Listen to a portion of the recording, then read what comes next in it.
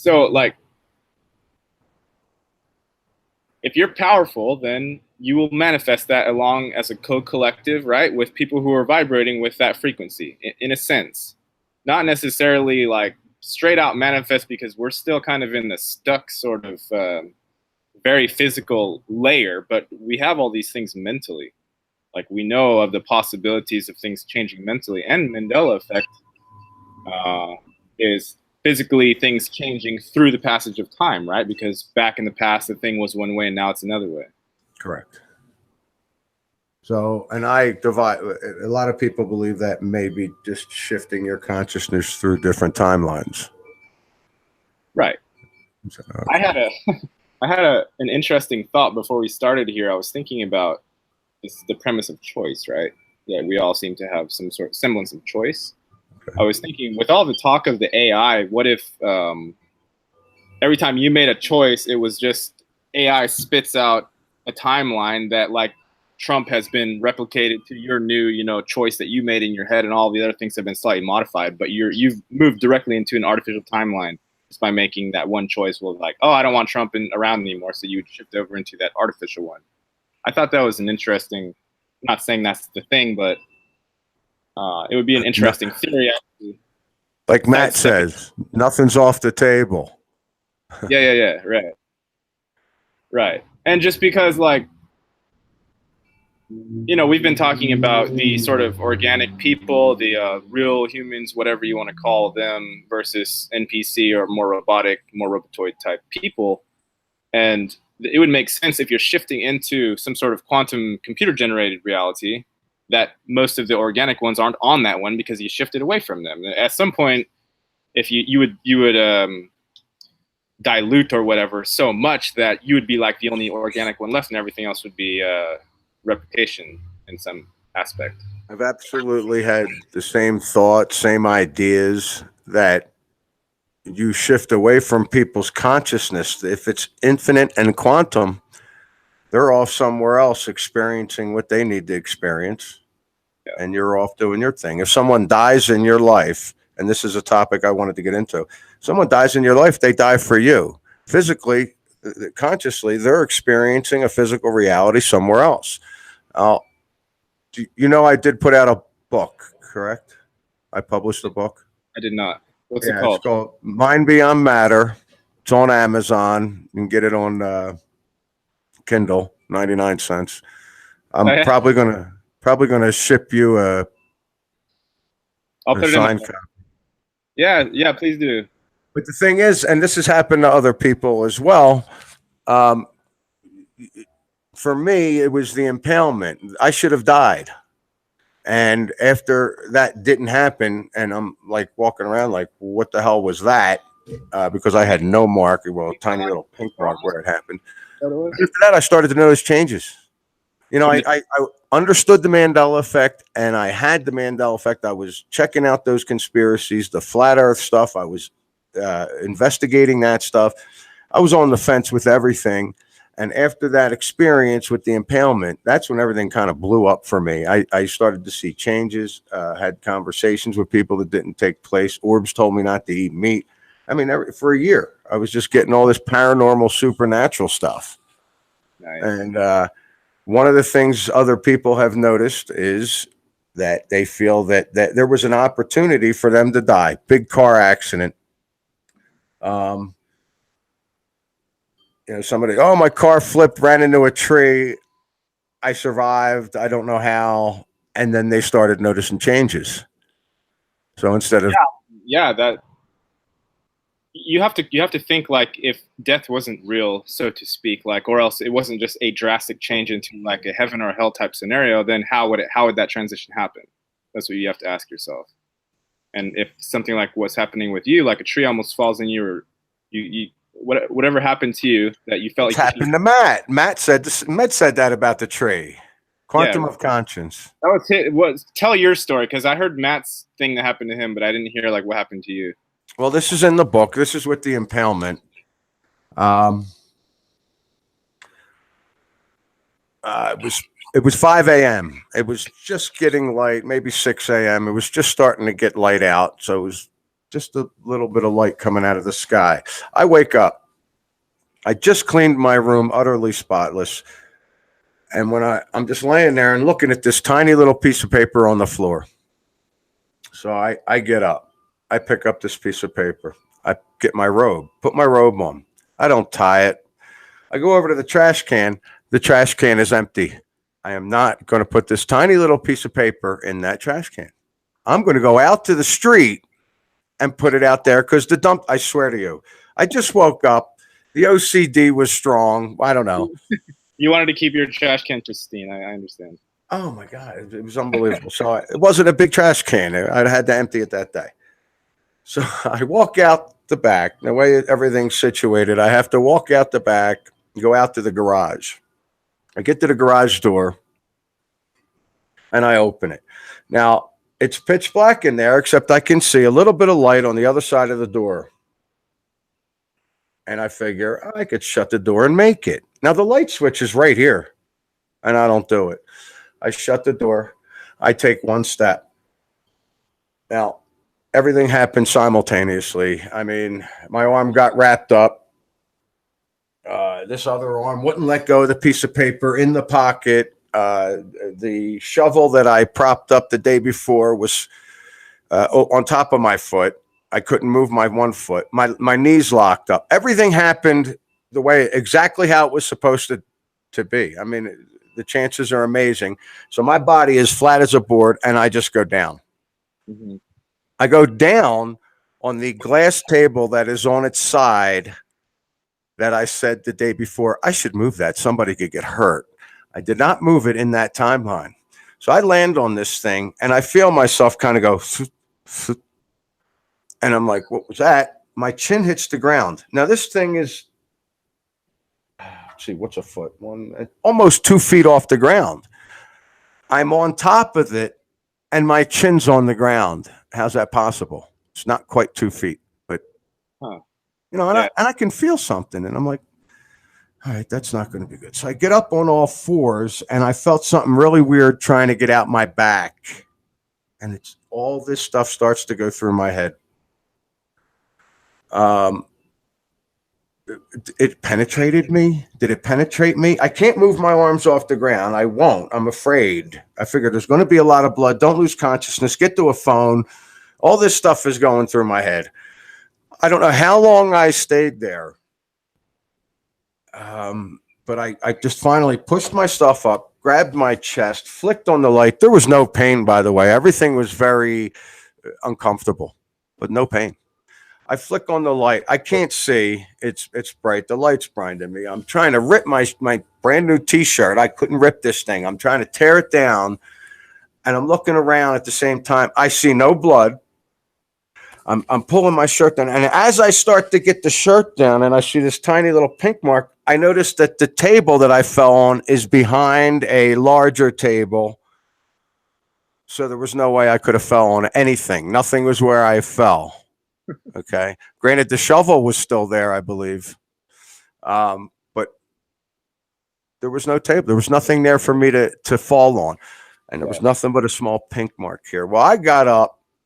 The things I noticed within a week, the heart changed places. The heart used to be here for me, and in that timeline, now it's here. On the left? So it used to be here on the left. Yeah. Now it's in the center of the chest. You didn't know that? I don't know. I never checked. Okay. I don't even know if I have a heart. I feel something beating, but I don't really bother with it.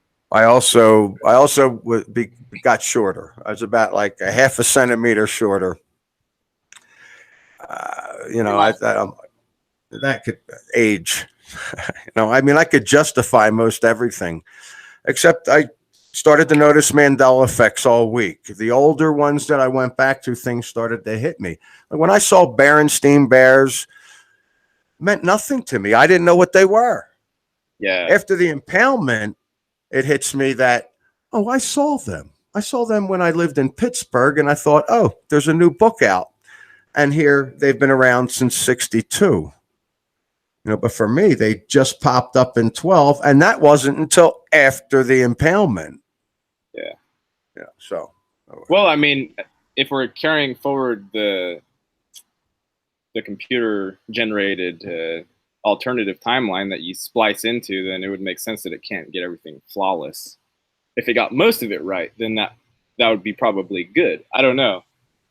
I don't have a ton of Mandela effects myself, but that's just because I don't hold things in my memory. Like I don't sit here and try and pay super close attention to what this and that logo looked like. Although I have noticed some things that seemed wonky. Like, put you on the spot. I'm trying to even remember the Berenstein Bears versus Berenstain. I remembered it as Berenstein. Stein. Yeah, I don't know what it is now, but it was Berenstein for me. But then there's also, with Mandela effects, there's pronunciation. So maybe Mom pronounced it Berenstain, even though it was spelled Berenstein. So you haven't studied the Mandela effect. You just stuck on your path where you realize there's something wrong with this reality. Yeah. And you're just trying to get to the bottom of it. I mean, I was following quite a few of your videos when you were kind of like digging in that arena, and I was following it, but there's something with my mind, part of like traumas that I went through, a defense against sort of attacks was not holding things in the mind. It was remaining fluid. So therefore, when I come out on this side, I don't sit there and hold concepts that hard, because that enables a tracking system to get a lock on you. You're talking Google and the like programs. What's called the parasite, as far as that's what I understand it as now. Like when it happened to me, it was under the guise of a weed experience, but it wasn't any weed experience. It was an entity attempting to co-opt, and I didn't realize it until afterward. But it was like an eternity of like that feeling you had when you were stumbling and you're about to hit the thing, right?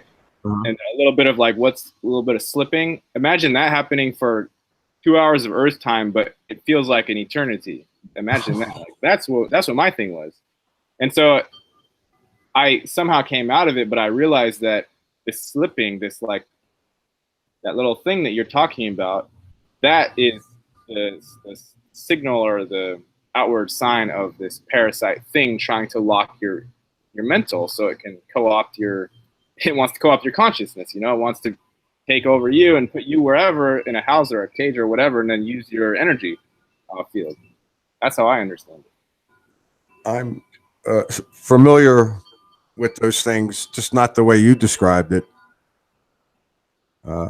Because it takes over completely. Like you're in your present moment right now. You're feeling like relatively okay, yeah? Like nothing's encroaching on your personal boundaries or freedoms or anything like that. Like you're decently all right, yeah? Yeah. This thing is literally, your consciousness is stolen or grabbed, or it's like a mental rape. That's the only way I can describe it. There's not. If you've never experienced it, then it's very bad. Very bad. I didn't realize that happened to you. I must have missed that video, or. Yeah, I mean, I've talked about it quite a few times. But it took me 10 years to integrate that. I'm 33 now. That happened when I was in my early 20s, and that was the cause of all kinds of panic attacks through my 20s, because I thought it was a weed trip, and it wasn't a weed trip. It was something else. To me, it was something else. Like the other people I was with smoked weed, and they got regular weed high. But something else happened to me, and it took me 10 years to unravel that. And now we're here on the other end, and I'm sitting here and talking with people like you, people like Og, Lauda, everybody that I've been talking with. They know, like, I somehow gained a new way of speaking out of that experience that ties me in with everything else, with the projects, with the whole societal breakdown. Somehow that experience tied me in with it, even though like I'm not necessarily directly having memories, and I can't directly have memories because of what we talked about already. I mean, I can, but there's like a method that I use. I see. I'm going to almost back up I want you to give me your definition of what this reality is, or of what you think it is, what you've come up with so far through your investigations and videos and stuff. Yeah, I mean, for starters, it's impossible to know what this reality is, as far as I'm concerned. That's conceptual mind wanting to have a storyline that properly fits with all of this. So, and that was also, I learned that also in that experience, was that my mind wanted to grab, you want foundation. Your mind wants foundation. It needs some sort of baseline reality that it can, like, you know, it can go explore off and then come back home, right? Explore off, come back home. This thing takes all of the baseline away, and you're not ever coming back home. You're just cartwheeling off into the cosmos, or mentally, or both, emotionally. And then if something bad physically is happening, that just compounds like the horrifying nature of it. Doesn't really matter. The physical things happening didn't really have any effect. Like, I could have died 1,000 times and it wouldn't have any effect, because the essence of it was mental. It was mental, emotional trauma. But as far as like, what is this current reality? As far as I'm concerned, it's supposed to be simply a co-collective creative realm where maybe we're from some other civilization where we wanted to like experience, let's have a 3D realm we can play with. We can make buildings, we can make civilizations, we can do this, that, explore, whatever, right? And then that got infested or like corrupted somehow, tainted with something invisible to us. And then also memory wipes happened, and also religions got inserted in, and everything happened, you know? And then all of a sudden here you are thousands of years later, apparently, and nothing makes any sense, and the world is upside down, and like goodness isn't goodness, and evil is pretending to be something reasonable, like in the form of corporations, and nothing makes any logical sense whatsoever. That's, to me, a very, like, the simplest way I can break down how I see this reality. And at the base of that, for me personally, is like, once I regained my own personal control over this body, then it's literally my playground. It's nothing else outside of that. Like, there are not authority figures. They don't even exist. How do you do that? How do you take control of your body, of your mind, of your reality? I mean, I've done it, and I've done it with just exercises, becoming conscious of myself, being within me. You know, I have spiritual exercises that I've been doing recently, and I finally feel like I am me. Whereas before, I was letting all this out there affect me. Doesn't have to be that way. No, it doesn't. That's something that you allow to happen, and you allow it to happen because you need something. You need a something. You need something to say, like, I am this. I am Suso. I am Gary. You know, you need something. Your mind needs some storyline. Like, I grew up in such and so city, and here are my parents. You need something. But if that something is tied in with, say, the parental control structure, or handlers, if you want to call them that, if they are endorsing sort of the standard way society is being carried out, which is like robotic, and corporations literally means speaking dead into life. Like, if the majority of the population can't even take a surface cursory look at the upside down nature of the reality, then your mind is already going to have a split created at that point, and you're already going to be bipolar at that point. You're already going to be schizophrenic. Yes, just automatically. Like, that's a natural reaction of the mind when it's presented with that Orwellian doublespeak type thing. Is you make the split, and you create alters, and you have one alter that knows about the dark side, and then one alter that pretends life is all peachy and fuzzy all the time. I like to do that, and that's the thing I wanted to talk about. Something that Quantum of Conscious brought up, something that you brought up in your last video, about the Matrix, we'll call it that, has power over you. I don't believe it controls you. I believe we let it control us by default, because we accept out there the news, media, the lies, and as a collective, that's what's being created, because most people accept that as truth. Physical reality is solid and linear, where it's not. But now Matt said, well, nobody in the Mandela effect community, and I'm not quoting him, I do not know verbatim on this. This is just what I took out of what he said. That most of the people in the Mandela effect community are not doing real well right now. They're not having a happy-go-lucky life. I wouldn't say I'm totally there on all rainbows and unicorns, but I'm doing okay. I'm consciously focusing on what I desire, and when I get rid of the everything that's defined, like it has to be blue or it has to be this long. When I get rid of that and I'm vague, that's when things happen. When I don't have any investment in what I want to create, that's when things happen. And I've slowly done it. You're describing the same thing that I was describing. That just different words. It's different words because that's the machine itself. Like this use of concepts. You said vague. Okay, you're countering that. You're opposing that with the use of concrete concepts, right? That's the opposite of vague, and that's the way.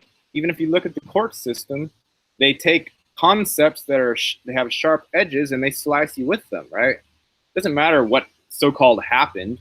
It never matters what happened. It just doesn't ever matter. It matters who can argue the better argument with their word swords, you know?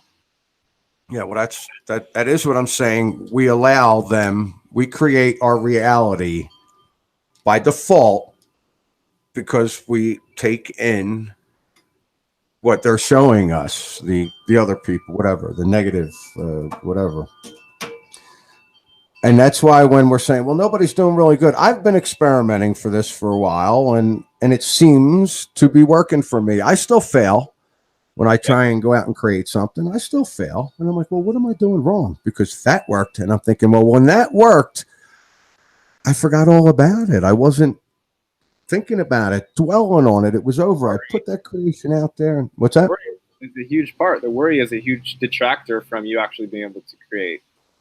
It's the worry in and of itself. That's how people. Agreed. Yeah, you can have cancer because you're worrying about having cancer. And what's going to happen as a collective once we understand how to create properly as individually first, and then as a collective, it's not going to be a problem. And I see that kind of happening now. But you need to apply. You need to apply yourself. You have to apply it universally, and I mean everything. Because some people are like, well, let's just apply this here and there. But when we talk about,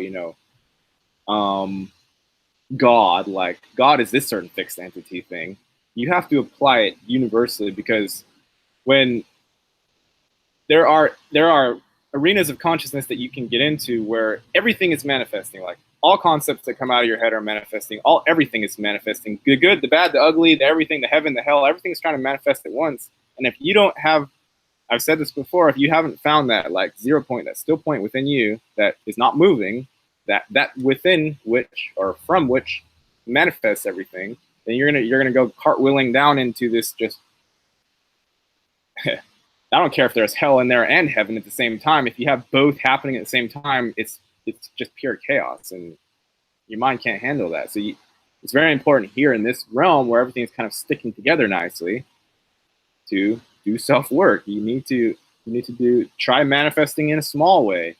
To say, like, I would like to eat cereal. Okay, to see how thoughts come in to help that happen. See how your body decides, timing and whatnot. Walk out the door, grab dollar bills, plan a little bit. See how it happens. And then when you come back, like Robbie did this with donuts. I was like, Robbie, envision all these things you want with the donuts. Hold in your mind that you wanted donuts. And then when you come back 25 minutes later, imagine that you never left in the first place. Like you never got up from the chair. That's instant manifestation. It's just that you removed because by now that walking to get the donuts and coming back is purely mental, right? It's no longer physical. That has become a memory in your head, which you can drop, and then you can have instant manifestation. There are definite ways to play with it. That's something I said. I said, look, you could just And it's different words. That's all it is. You shift your consciousness, your focus into a timeline where the apple was already in your hand. Right. You know, you're not manifesting an apple. You're just shifting to where it was already there. And To this me, is that's the same thing. We are remembering, we're reconstituting this body of knowledge where I promise you we had the ability before, but there was some sort of a fall. There was some sort of a disaster or whatever. And like Og says, or a few other people, even Max Spears said this, he said, everybody knows each other. It's just that like this situation came out of this other gigantic issue situation and everybody forgot who they were, basically. But it's like, if you have innate knowing and knowledge within yourself, then you've been around. It's not like this is your first rodeo. You just forgot about it. If these things come in, it's intuition and stuff like that. That's come to my attention.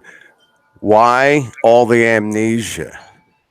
Okay. So one of my thoughts was, well, we've done this 30 billion times. Starting to get routine. What can we do to change it? Take everybody's memory away. Now let's see what happens. Mm-hmm. I mean, that's come to my mind. Yeah. Yeah. And, you know, the idea, you have to like include warfare, just the idea of warfare. And I don't mean like grab guns and shoot at each other. That's not warfare. I mean the totality of your mind and what it's capable of. And then you're like, it's like a chess game, but on all of the levels, on psychotronic levels, on timeline hopping levels, on anything your mind can imagine levels. And then imagine that two of these beings are pissed off at each other. You know what I'm saying? This is the kind of level of warfare that we would be looking at if they were to say not follow Jesus' rule that says like be nice to each other, then you'd have just crazy shit happening. You'd have, you know, if sort of translation of the body from one place to another, you know, demolecularization and remolecularization. If somebody fucked with that, then you have people merging with telephone poles and boats and things like that. Like this stuff has happened because because of selfishness, really. It's like ego stuff and fear and everything else, but it comes back to a matter of like basic responsibility and control over your own powers. And if you have not yet gotten that, to me, this time around, you're not getting it back until you're ready for it. You're going to be stuck. Oh, we're stuck in a lot of things. I think there's a lot of people stuck in the Mandela effect. I was one of them. I probably still am. I realize after talking with other people have been experiencing the Mandela effect 30, 40, 50 years and just calling it something else because they were intuitive. Like Bernadette Dickinson, she's the one I spoke with my last interview. She's had it. She's had it happen to her. And she eventually came to the conclusion that her consciousness is just shifting to another timeline. She's noticing changes in history. But to me, it was like no big deal. There were so many other things going on with her. She couldn't really worry about that. Yeah, she just understood that's how life was. Right. And I could see that like if I have a soul, if I am a spirit, I can see that's how I'm creating motion, time, consciousness by shifting my consciousness every nanosecond, thousands and thousands of times every instant, just shifting, moving time. A death occurs. Now I'm on another timeline. But that timeline, somebody that I know didn't die. So my memory's got to get messed with, you know, or whatever. Yeah, it's something like that. I'm sure I'm wrong. Well, I mean, there's the idea out there that computers at some point become so powerful that they can create like a whole universe, like a mental universe, and extrapolate out all the possibilities of all the choices of all the beings and all the everything, and they simply have that. And even the fact that that could possibly exist, anything that can exist, automatically affects the collective. No, I don't care what you're talking about. If the ability of quantum computers have generated the ability to predict like social movements, political movements, anything, then that's gonna play directly into our lives somehow. And I feel like that is currently happening. I could see that. You know, I And first. What's that? People imagine a kid gets a hold of this machine that he can plug in like such and so. Like, what's gonna happen if I try and steal $50 from the bank? And the computer's like, well, you know, if you do this, this, and this, you'll get away with it. Like, just imagine if it got into the wrong hands and what would happen there. Have you noticed anything recently going on a little stronger? Yeah. This whole last 2 years for me, it's been like a different dimension every month. Like, as far as people I've been interacting, people come in and out of my life. I'm mentally constantly like either upgrading or something, because I'm always doing my self work. I'm always doing meditation, constantly doing breath work, staying present, being vigilant, watching everything, you know, watching what's happening on the channel, watching the pulse of the people on the social media. Like, it's changed a lot recently, in that this whole thing of like, we don't even, you know, you mentioned one thing that everyone here in this community takes as like basic knowledge to like a, you know, a computer type person, and they normally would have a fit of rage because you dared like question that. I don't see that happening as much. I can talk to regular people coming in my car, you know, like Uber and Lyfts about whatever, you know. A couple days ago, I was like, we're having a conversation with these guys from Australia, and we were just talking about how the realm is upside down. I said realm. They're like, yep, you know, it's the style of language, and if you get in there in attacking style, okay, you bring out the triggers. It's like the Christian, the bad form of Christianity that gets made stronger by being attacked. Like, we have to take that same tone when we're trying to introduce this idea to other people, because their triggers are going to go off if you're like, hey man, like, you know, we live in a realm, we live in a flat earth. We can't shove that shit down people's throats. No, and I've seen that at the bar when I do interviews. You know, I bring up a change and people snap. It's like they accept the download and just go into total attack mode or defense mode. They get angry. Yeah.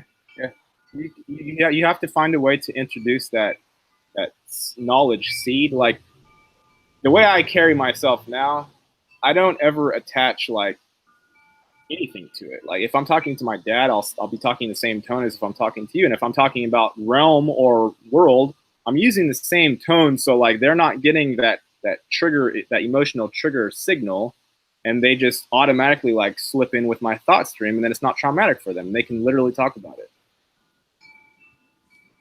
These okay, the event, you've mentioned that. Mm-hmm. I've heard on YouTube and whatnot. These supposedly energy waves coming in. That's why I asked, you know, have you felt anything? Have you, you know, it's every once in a while, the Mandela effect community would go, whoa, there's definitely been a change. I could feel it. For me, I would all of a sudden start getting angry. I would accept the thoughts that weren't mine and just get angry and depressed, and everything would be a problem around me. And then I'd wake up one morning and everything would be incredible, beautiful.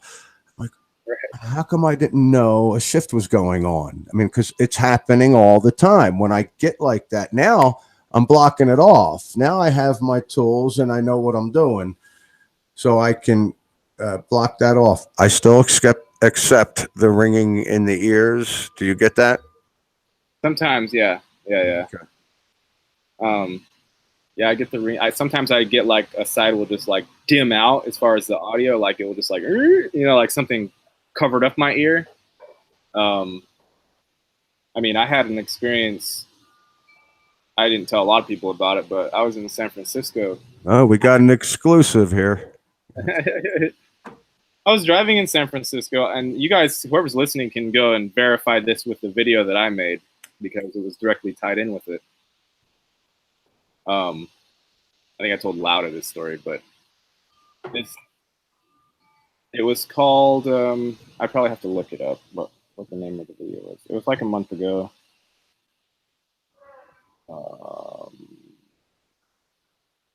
I was talking about AI. Okay. Blah, blah, blah. It's coming, it's coming.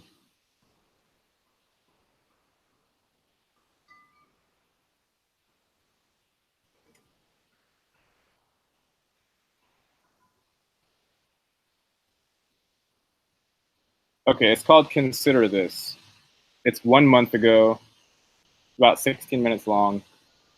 Title is Consider This, right? Now, I had been driving in San Francisco. I was not picking a passenger up or anything. I was just driving, waiting for the call to get a passenger.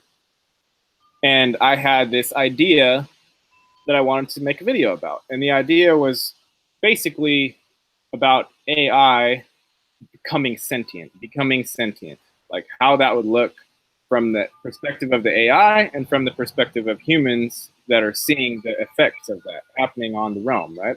Interesting. And as I was starting to make this video, even beforehand, I had this energetic thing. Like I felt that the video was going to either gather attention or it was going to be controversial. I felt impending something or other, even as I had the idea to make it in the first place and as I was making it, right? So I just made the video. You know, I give all my thoughts on that topic and that idea. And I was on Market Street, going to turn left onto Franklin. Whoever's in San Francisco knows what I'm talking about. I was going east, I guess it's northeast on Market, going to turn left onto Franklin. I'm finishing up the video, right? Car has stopped, and I finished the video. I pressed in, and the second I pressed that video, a car accident happened right in front of me as I was pressing stop. And the funny thing is, in the video, I was talking about how would the AI like make its presence known, or how would it try and like say hello or whatever. And literally, like something is saying hello at the second that I'm pressing stop. And so this person had they had started turning left because our arrow had turned green, and somebody coming the opposite direction didn't stop. So he hit into the side of them. It's like family of four. They were in like a taxi or something. This car spun around and like ended up 10 feet away from my car. This was the second I pressed the stop video, this happened. So I'm sitting there like, okay, like, well, for one, I'm glad like I didn't get hurt. Doesn't look like they're too terribly badly hurt or anything. But then 2 seconds after the accident happened, the guy in the car that hit them, he said, "Oh fuck!" Like he yelled it super loud. Everyone around that saw it happen heard him yell this. He opened up his door, and he booked it. Like he sprinted away. It's a family. He hit a family, right? And the car's smoking and everything. And then 2 seconds after this happens, after he runs, a cop comes screaming up. Like a cop sat and watched the whole thing from across the street. So this cop comes tearing across the Market, up Franklin, and pulls over. The guy like took off down an alley, and the cop jumps out and he starts running after him. And you know, I was like, okay, well, they're gonna get the guy or whatever. But I was still like, I was, you know, trying to tie this into how this was affecting my video and everything like that.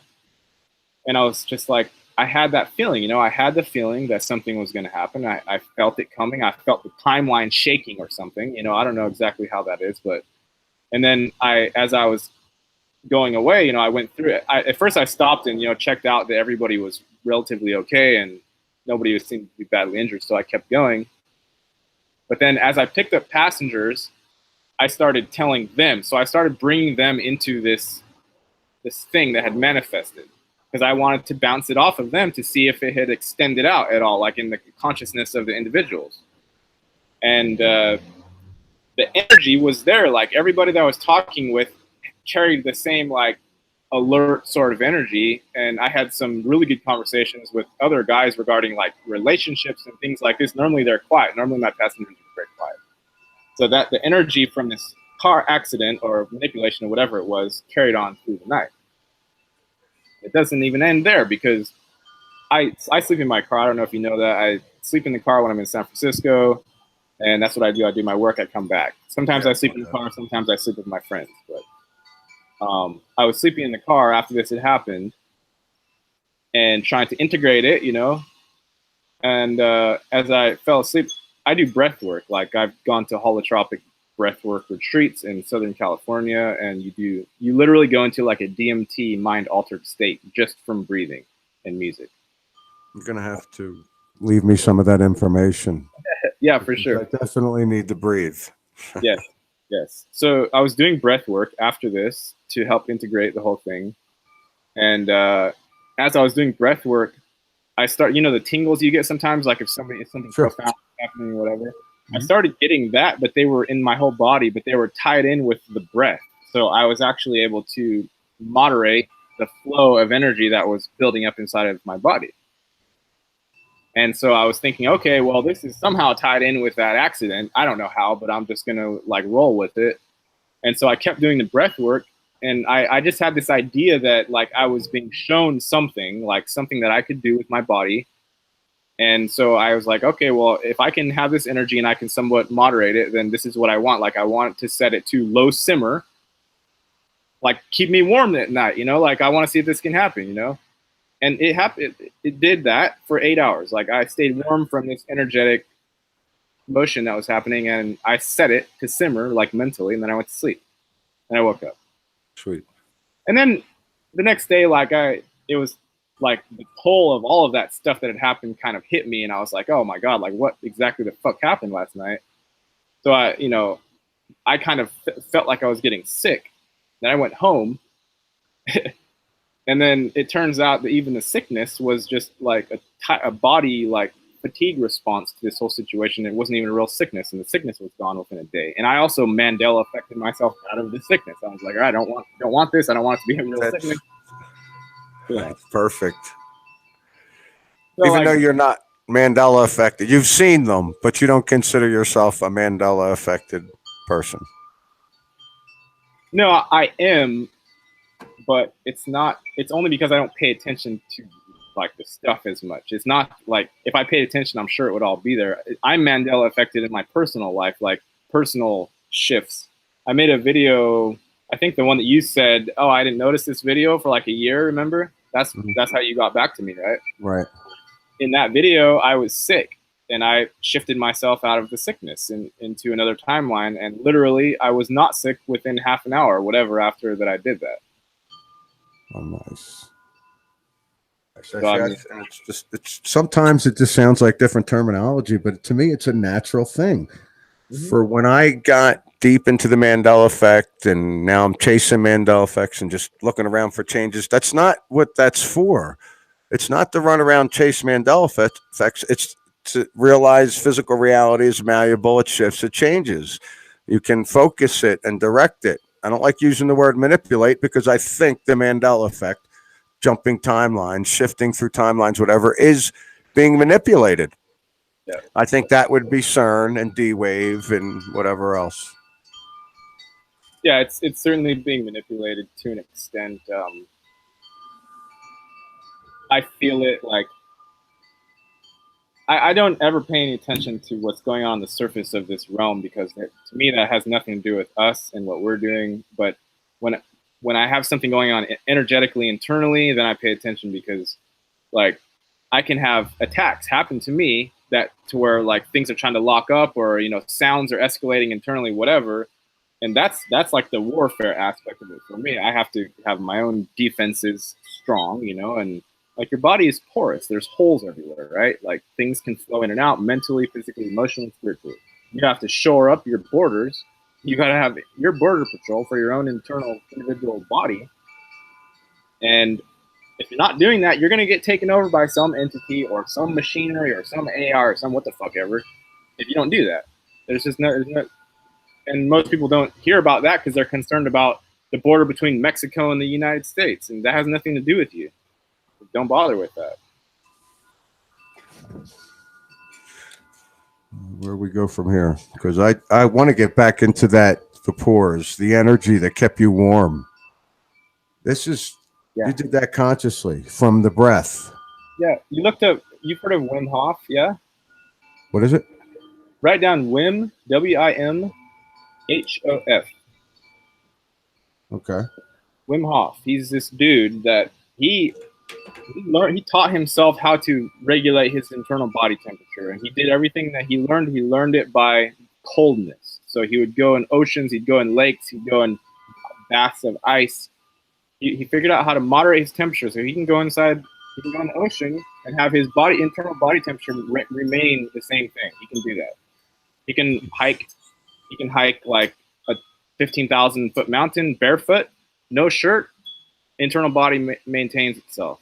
He can drink poison, pass it through his body. Like, and this sort of thing, he's modern day. This guy is like alive right now. He's still doing work. He's been on Joe Rogan and whatnot.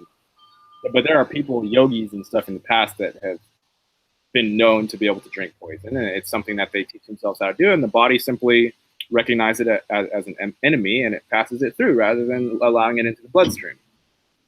That's a lot like the same thing. After I got off the show with Bernadette, she did a video on regulating your sleep. What did you call it? It's not disrupted sleep, but basically sleep 4 hours and get up. A few hours later, sleep 2 hours, get up. Don't sleep 8 hours for your day. Just separate it. And why would you think to do this? It's actually supposedly the way our body actually reacts. This is from Tesla. I've seen Tesla talked about this. Other people have talked about it. Unregulated sleep or regulated sleep. So, but what I noticed was I was doing that naturally. My shift is at night. I'm the manager here, so I'm up in the morning. My cat gets me up to eat the crack of dawn.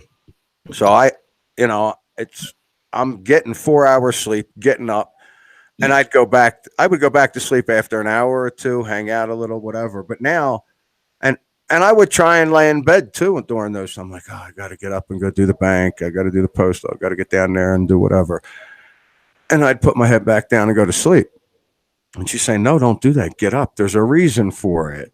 So 2 nights ago, I get up at 5 a.m. Cat gets me up, and I'm up, and I'm kind of awake, and I'm like, this ain't right. I only got 3 hours sleep, 4 hours sleep.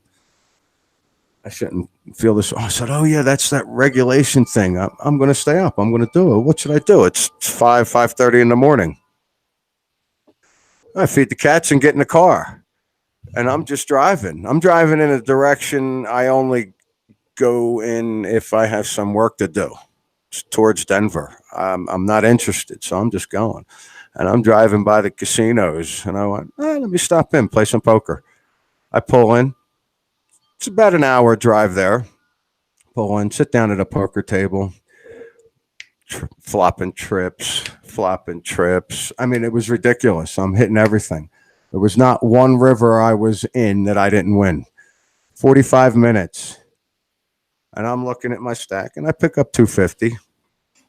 And I'm like, I'm just here to touch some cards. I'm here to play. I'm not here to win. I'm just here to have some fun, kill some time. And I'm picking up this money, and I'm killing it. Nobody wants to play against me at this point, whatever. This drunk guy comes over, sits down. Oh, how do you play this game? Blah, blah, blah. He reeks of liquor. It's got to be 7:30 in the morning. 6:30. I got there about 7:30, quarter after 7. And I'm like, wow, I'd love to sit here for 3 hours and just play. But this is my sign. I packed it up and left. And I'm walking out going, well, this is the reason. I didn't ask for money. I knew I was right to a point where my everything's good. It's the whole thing with me creating it. I'm not independently wealthy, filthy rich, but I got the owner taking care of me here. Everything's being run great. I got a nice big apartment, cat tower in the windows. I'm doing fine. That's what I projected. I've put that out for years, and I even have the scene that I'm sitting here at my desk typing and looking at mountains, writing books. That's exactly what's going on. It took 8 years. It took 9 years for me to get to that point. Yeah. I went off on another subject. I'll do that. What was the point? We're talking about kind of. I guess we're talking about synchronicities now. Yeah. That's kind of what the sleep thing is. Because when you're paying attention to your reality, everything is happening. Okay, you have wind chimes in your background, right? I have wind going through the trees. I have the sounds of traffic. I have my dad in there eating whatever he's eating. I hear electricity moving over there. Everything happens at once, but depending on how myopic you want to be, if you go just into mental, then you're only having that super limited, like linear thought stream, if that's how you think, and to the detriment of yourself, because you're constantly being given things. You're being given like signals and signs, and that's how we actually understand the world, is through the synchronistic appearance of objects or thought forms or whatever. But that also has possibly been co-opted, and beings are trying to manipulate or use CERN or D-Wave or whatever to fuck with everything, and that's why you have the thing has been flipped, right? So the realm is upside down. What they put out there is, for the most part, unhealthy for you. Healthcare doesn't keep you healthy. Like, the money system doesn't care about humans. Politics don't care about humans. You shouldn't be watching everybody else live their life on TV and simply being drunk and eating Cheetos all day. Like, there's just everything's upside down, like, just gotta pay attention to your life. Pay attention to your life. What is your life? It's your body and the surrounding environment. Pay attention to it. Right. And I'm starting to feel everything around me, and I can block or interact or whatever I do, because I'm more conscious of it. Mm-hmm. And that's exactly what I've been looking for. And you have absolute freedom in that. Like, internally search, like, do a scan, see if something is trying to be manipulated. See if some sound is trying to be manipulated. See if alien thought forms are coming into your head. Like, you can always scan your whole being, your whole self, and see if something's happening. And if it is, concentrate on that, eliminate the threat, or else, like, envelop it and make it part of yourself so it's not bothering you anymore. Like, there are multiple ways of dealing with this stuff. Yeah. I do want to ask you, did you notice the shirt? I did. Yes, Jazz. Oh my God. Not too many people know who that is. Dude, that's like back in my YouTube days. That's when I was barely first started. I think we both probably started at a similar time, but we didn't converge until like recently. That's how I found out about you, through him. And I made this shirt, and I was like promoting his stuff. Love the guy. He comes up with stuff. Sometimes I agree, sometimes I don't. Love the way his mind thinks. I had this shirt made, and then he gets off. There you go. Hey, thanks, Salted. There's Gary's link. That's the right one. I don't know what that other one is. Jazz is hilarious. Like, I just enjoy it. That guy's whole persona and how he presents himself is just like pure entertainment. And he's a lovely guy as well. Like, you can tell he cares about what's going on. It's like, if you get into these movements, get into the flat Earth movement, it's going to churn your ass up, and it's going to spit you out in pieces if you don't actually know and watch what you're doing. I'm sure you watched the same thing happen that I watched with flat Earth. Like, oh yeah, it eats people alive, and then they disappear off the channel. Yeah. For me, I kept investigating. I slipped up early on, going, "Holy crap, the Earth is flat," when I really don't know. That didn't last long. I became an I don't knower very quick. And then I don't care either, to the point where it's about my perception. It really doesn't matter to me what's going on the other side of the world. Oh, but there's wars and people are dying and this and that. Well, stop putting that in your perception. And I know that's turning your back on it, so I don't do that now. I was. And my life actually feels nicer and better for being aware of those things and meditating on it, praying, decreeing, whatever it is you do, and then not holding on to it. I project nothing but great things for the rest of the world, and then not hold on to it. If I can do something, I will. If I have to interact, I will. Yeah. That basic thing, I've talked about this as well. When I was coming out of my sort of stupor, I guess that was my earlier life, I noticed that our life that we hold, our narrative, is largely mental. Your surroundings don't contain most of the narrative that comprises your life. So therefore, you're living mostly in projection land. And most of us don't realize that. Most of us think, oh, my life is this solid thing that's really happening. It's like, no. Your present moment contains like a tree and a chair and yourself. It has nothing to do with like, I was born here, I went to school there, this is my friend's name, this is my wife's name, this is my dog's name, this is my work's name, this is my future's. All this stuff, you know, has nothing to do with your present moment for the most part. No, it doesn't. Divorcing yourself from that, being present yet knowing that there is like an outside to it, just being aware of that, not fretting over what North Korea is doing or who Trump tweeted about, like not fretting over these things, just be aware that it exists and let it be, you know, until somebody comes like banging your door down, why are you worrying about it? Yeah, you talk about banging your door down. I like that. You said something in one of your last videos about no men in black or something like that are going to come knocking on my door and tell me to stop. That stuff doesn't happen. You know, I love that because I think that's just a fear program. Like there are people asking me, "Oh my God, how can you go on YouTube, talk about Mandela effects, and tell them where you live?" I'm like, well, I don't. Nobody's. They're out. If they're watching everybody, they're out looking for it anyway. I made it easy for them. I'm not trying to. If somebody wanted me to stop, they'll come to the door with a tank, and I'll stop. You know, I'm not hurting anybody. No, it's like how much power do you give yourself? If you're in so much fear about men in black coming to get you, you're gonna get men in black coming to get you. Like if you're a creator, like that's what's gonna happen. I don't have fear in this realm, so if I don't care about if I got you know, arrested and I was playing with the whole situation the whole way through, like I was having fun and you know nothing really happened of it. Something did happen of it, but I simply don't care. Like I don't have fear in this realm. If men in black come here, I'm just gonna like be like, hey man, can I borrow your rope and we'll go play and jump up the tree and stuff. Like I don't care. Yo, give me the truth. Tell me the truth. It's all about fear. If you still have that thing that like vibrates in you and like you're worried about your body, your physical body being imprisoned or destroyed or whatever, mutilated, if you still have that thing, like then yes, the stuff that needs to manifest to go along with that narrative, like the guy goes to jail. Okay, what do you need for that recipe? Well, you need a guy and you need a jail and you need ugly mean guys with bang bangs and like batons. And then the guy needs to be scared. Put all that together and you have a guy going to jail. Right, that works. But and you're creating that. You're manifesting that. I put out a. I was testing it. I was doing one of my tests. In the beginning of the baseball season, I announced that the Phillies would win the World Series.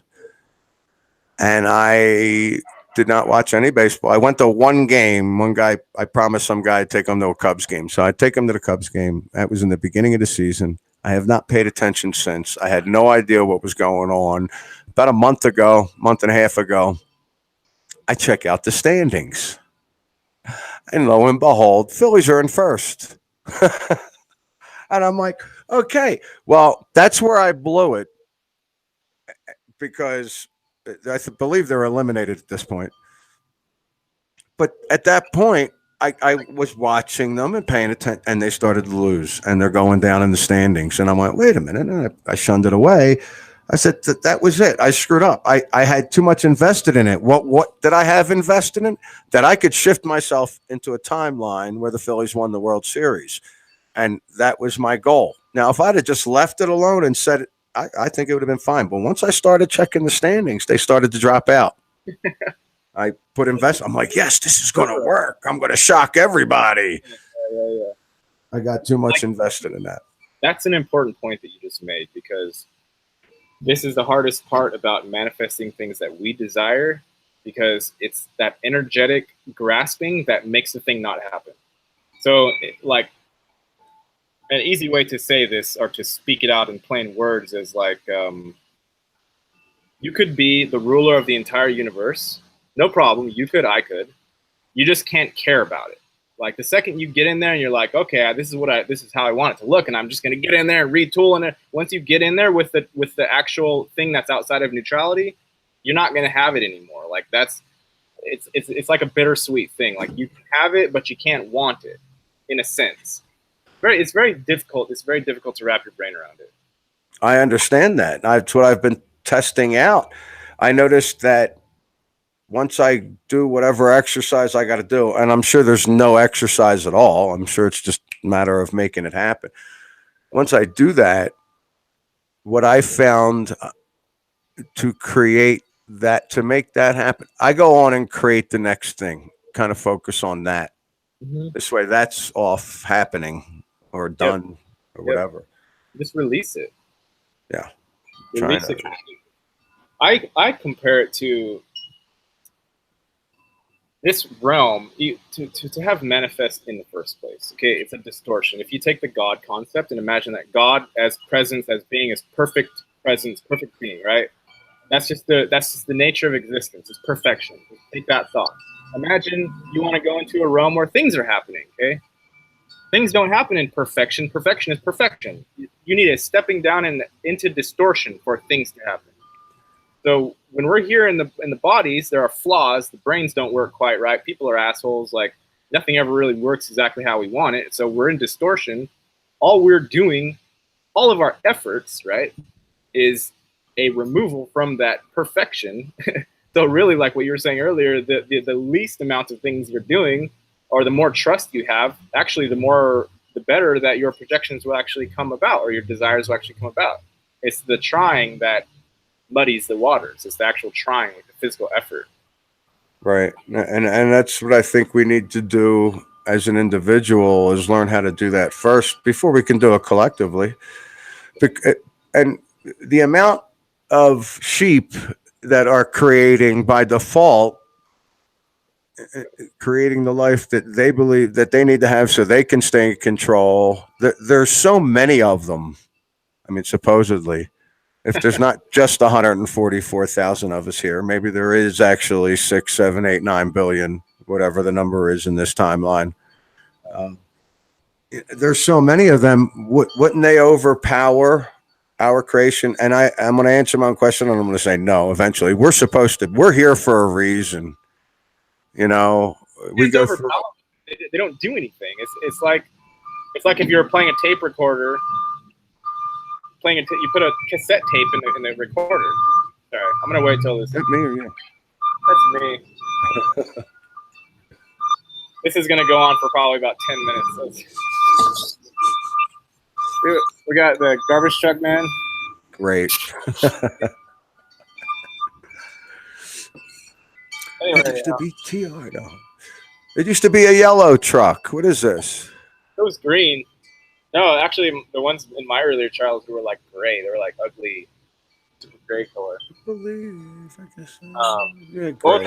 gonna say? Now my thought slipped my mind. That's all right. Good. I'll interrupt you. I'm sure everybody in the chat room wants to hear this. I'm not trying to wreck your life, but I'm going to ask you a couple questions since you don't pay attention. Yep. How many people were in the car when JFK was assassinated? I'm not going to have any right answers. When four, including him? The majority of people believe 4, including him. In this timeline, and I studied it in the 80s, there was 4. In this timeline, there's 6. Yeah? It's 2, 2, and 2. The car's longer. There's a big bar in front of the middle. The Zapruder film is off angle. I've heard the angle that I studied, and I heard that it was originally, the Zapruder film was originally put out in color. I'm saying no to that. I don't know. It was always black and white. Yet I have a memory of the car being light blue, and it's black. Yeah, I remember it being blue as well. Oh, see, there you go. That's been a big one. That was a big one for me.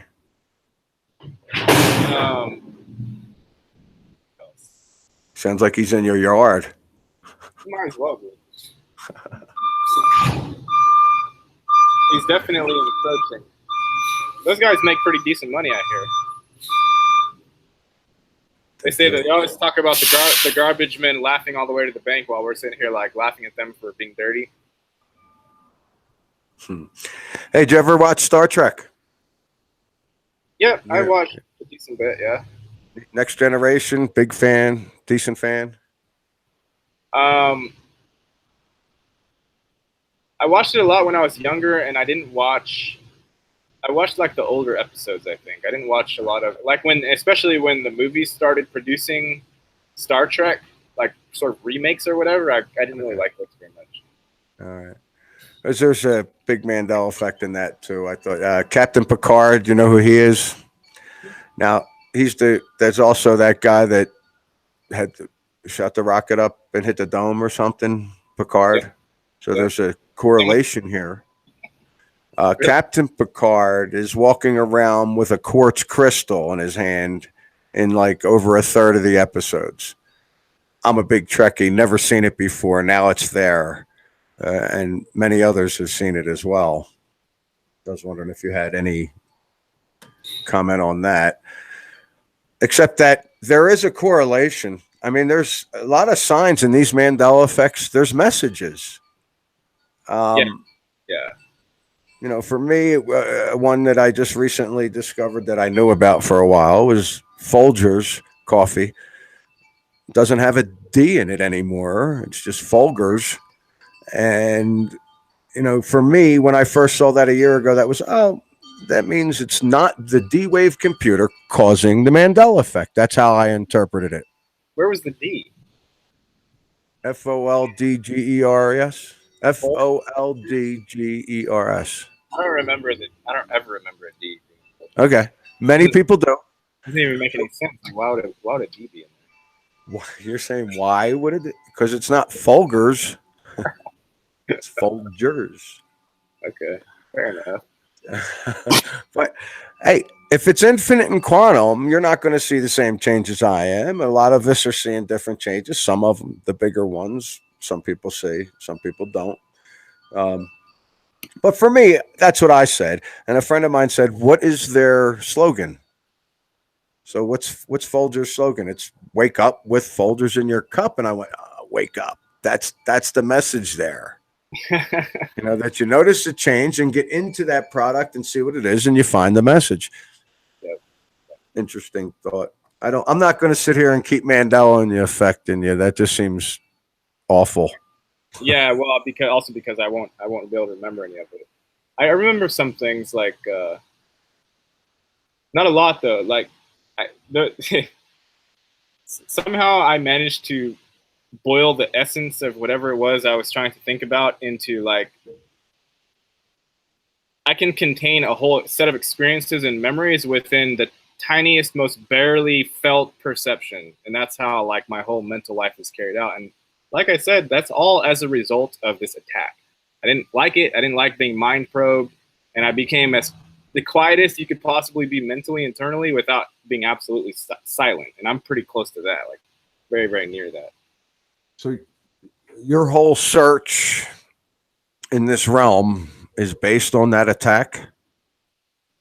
That was a huge part of it. Before that, I was a regular person. Like I was going to school and trying to get a job and getting married and gonna have kids and all this. Like, and not to mention my mind didn't have the same capacity or ability that it has now. Like if anything, I got upgraded during that attack because I saw like a billion different universes. You know, like I literally had this flash, freeze, whatever, like insert.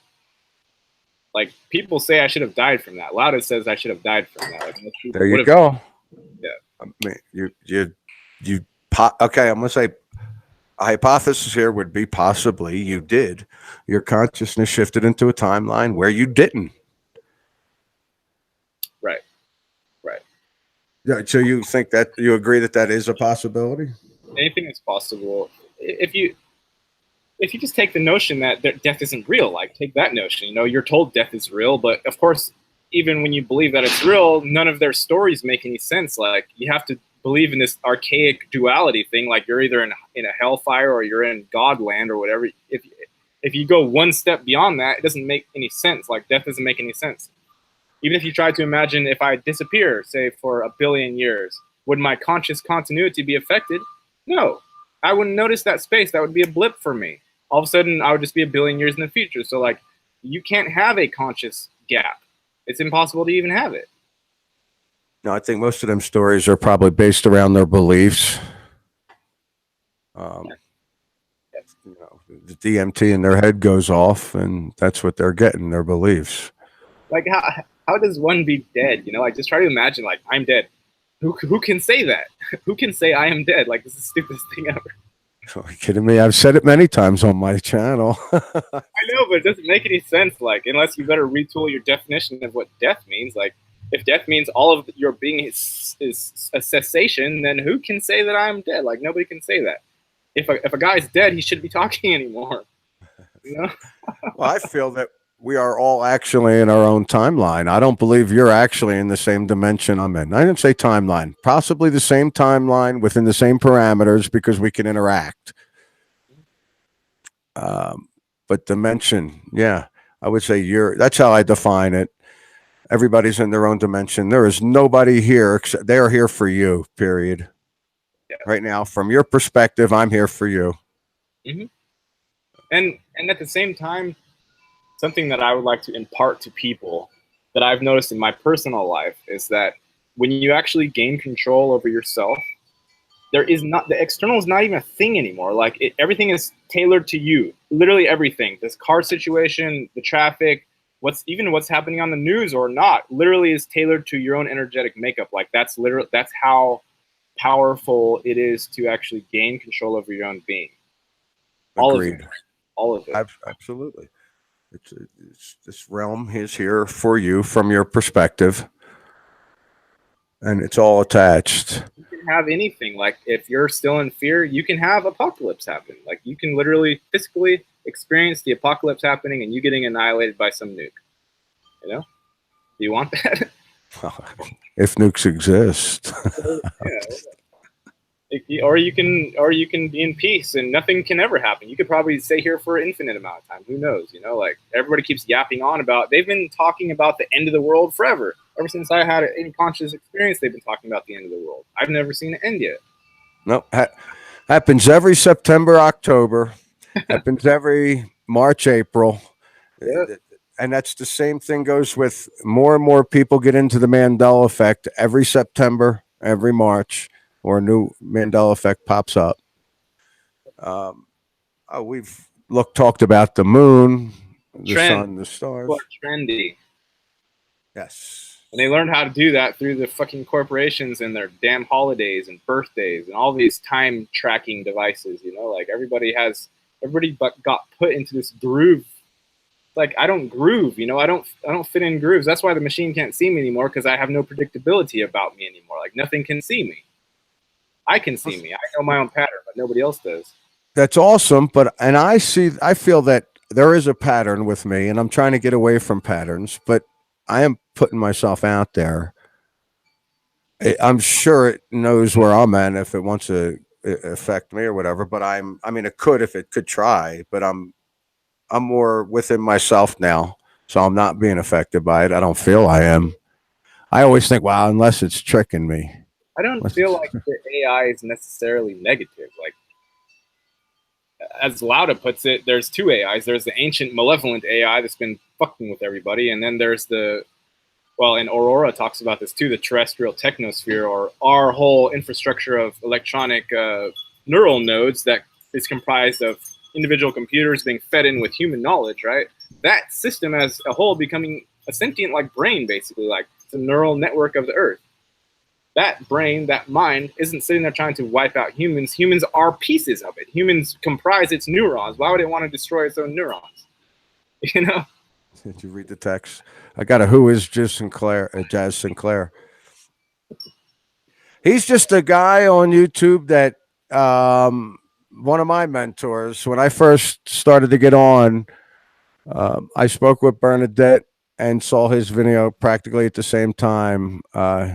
It's one of the first two he did, putting out videos on just questions. The whole flat Earth thing came in, and he started to question things. And he would come in and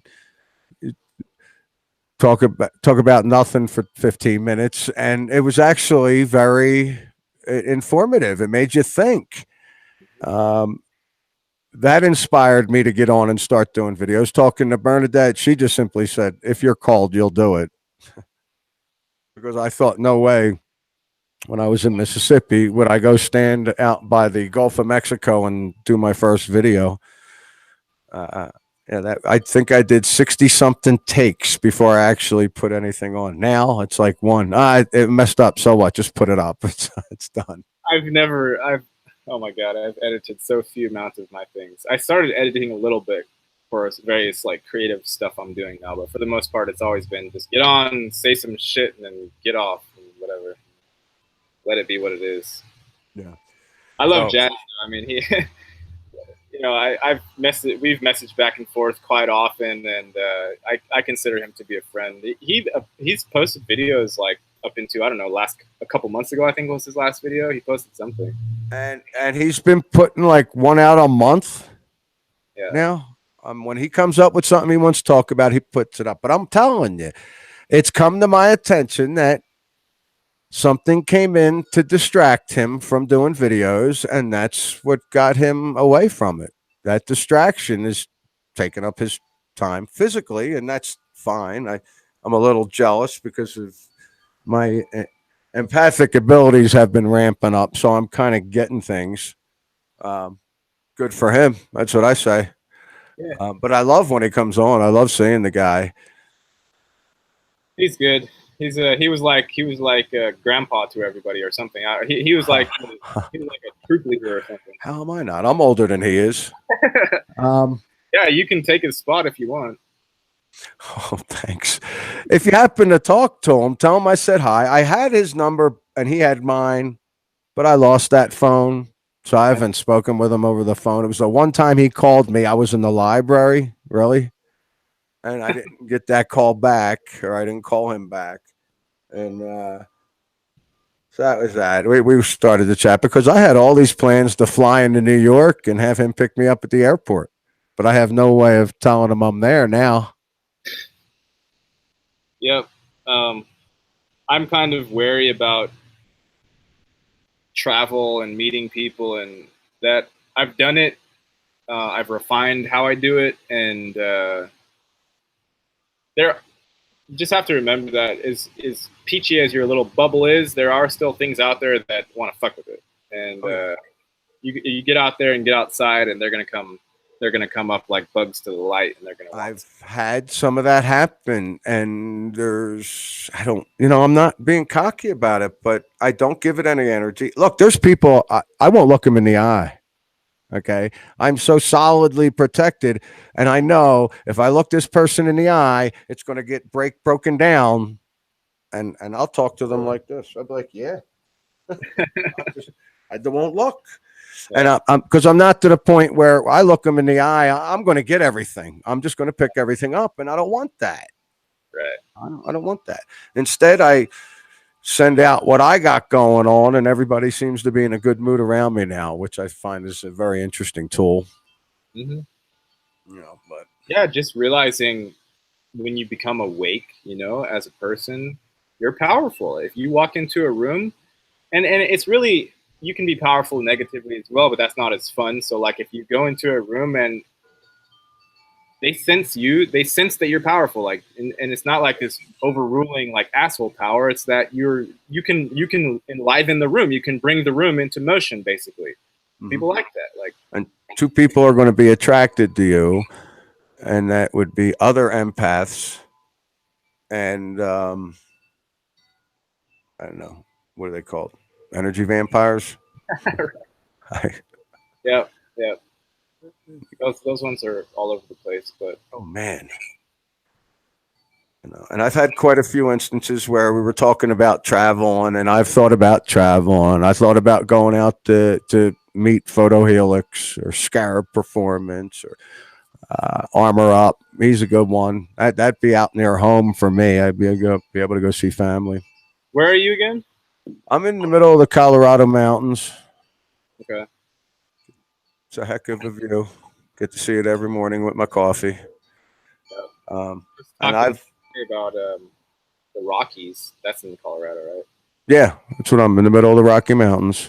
I was talking about how Coors, like, they did this thing where you're not supposed to try and like manipulate natural earth for your company, and Coors is associated directly with the Rockies. Like, you know what I'm saying? That the whole that's what's on their thing, Coors Light. The Rocky Mountains. Yeah.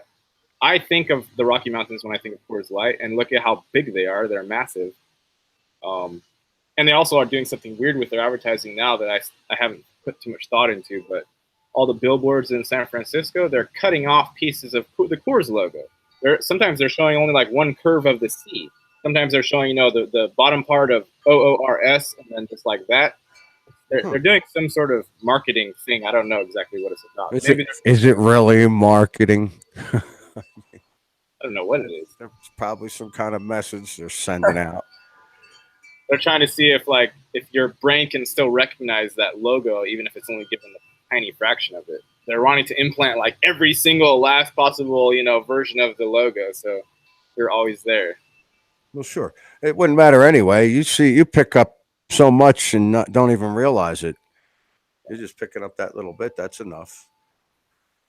So I got to wrap up pretty soon. That's pretty starved. Good show.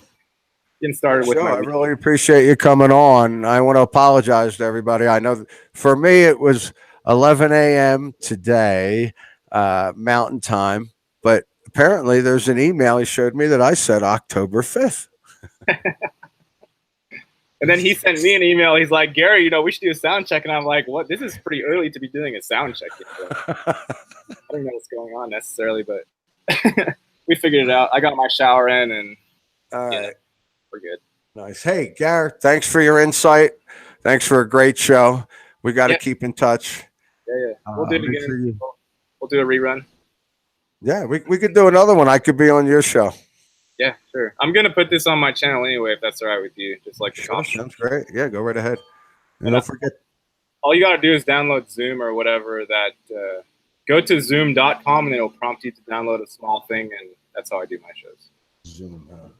It's actually zoom.us, not zoom.com. Now, is that like a video place like YouTube? Or no? It's like Hangouts? It's like Hangouts, but it was made for conferences, for like parts of a business connecting with one another, but it's just very good as far as not being buggy and working well for me. It's always worked well. This has actually worked fine. The only thing I didn't do in this session was try to figure out how to make our icons the same size, so yours is like bigger. But I just have to. I don't know the difference. I don't mess with that stuff. If I mess with that stuff, everything will the sound will be messed up. Go hands off, right? Like, so hey, look, it's working. Don't touch anything. If it's not broke, don't fix it. That's it. Yep. All right, Gary. Yep. Thanks for coming on. Yeah, thank you. Have a great day. Take care. See you, everybody. Bye.